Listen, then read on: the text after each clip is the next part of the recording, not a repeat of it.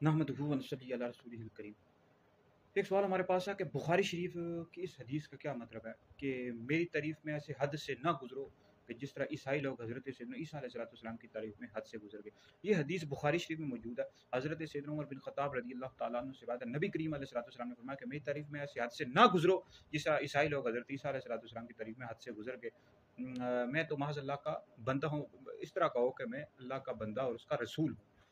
तो यहाँ पर पहली बात यह है कि नबी करीम अलैहिस्सलाम ने फरमाया कि मेरी तारीफ में ऐसी हद से ना गुजरो जैसे ईसाई लोग हज़रत ईसा अलैहिस्सलाम की तारीफ में हद से गुजर गए। अब ईसाई उन्होंने माज़अल्लाह हज़रत ईसा अलैहिस्सलाम को अल्लाह का बेटा करार दिया और बेटा कहा, तो इस हवाले से उन्होंने कुफ्र किया और उनका जो कुफ्र है ये कुरान मजीद में भी बयान किया गया। तो मुसलमान नबी करीम अलैहिस्सलाम को अल्लाह का बेटा नहीं समझते माज़अल्लाह। ये जो वहाबी देवबंदी हैं, ये इस तरह के बदबख्त लोग ये मुसलमानों पर और अहले सुन्नत पर इल्ज़ाम लगाते हैं कि नबी करीम अलैहिस्सलाम को अल्लाह के साथ शरीक ठहराते हैं। हरगिज़ भी ऐसी कोई बात नहीं है। हम अल्लाह का बंदा समझते हैं, नबी करीम अलैहिस्सलाम अल्लाह के महबूब हैं, आखिरी रसूल हैं, आखिरी नबी हैं। और तारीफ़ जो करते हैं, जैसे नातें लिखते हैं या अशार होते हैं, तो उसमें वो जो नबी करीम अलैहिस्सलाम के लिए सिफ़ात हैं जो अल्लाह ताला ने अपने महबूब अलैहिस्सलाम को अता की, जैसे नबी करीम अलैहिस्सलाम पे रहीम भी हैं, फिर रऊफ़ भी हैं और इस तरह की जो चीज़ें कुरान मजीद में बयान की, सिफ़ात बयान की गई। अब ये अगर नात में ज़िक्र की गई तो ये वहाबी देवबंदी कहते हैं, जी देखो ये सुन्नी जो है अहले सुन्नत है, ये शिर्क कर रहे हैं। ऐसी हरगिज़ भी कोई बात नहीं है। हज़रत ईसा अलैहिस्सलाम को तो उन्होंने अल्लाह का बेटा बना दिया।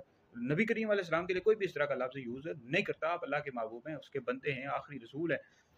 तो बहरहाल ये इस तरह का इल्ज़ाम लगाना हरगिज़ भी दुरुस्त नहीं है। तो मुसलमानों पर अगर कोई शिर्क का इल्ज़ाम लगाता है, वो तो उस पर खुद कुफ्र लौट आएगा। तो हुज़ूर अलैहिस्सलाम ने कहा कि तुम फरमाया कि तुम यूँ कहो कि मैं अल्लाह का बंदा और उसका रसूल हूँ। तो यही है, तमाम मुसलमान यही समझते हैं। तो बाकी ये नातों के हवाले से, अब नातें लिखने वाले अक्सर उलमा नहीं होते और वो जो लिखते भी हैं अशार, कई लोग लिखते हैं वो उलमा से चेक नहीं करवाते। अब उनमें अगर कोई शिरकिया बात है तो इसमें ये तो नहीं है कि पूरी अहले सुन्नत ये सारा शिरक कर रहे हैं।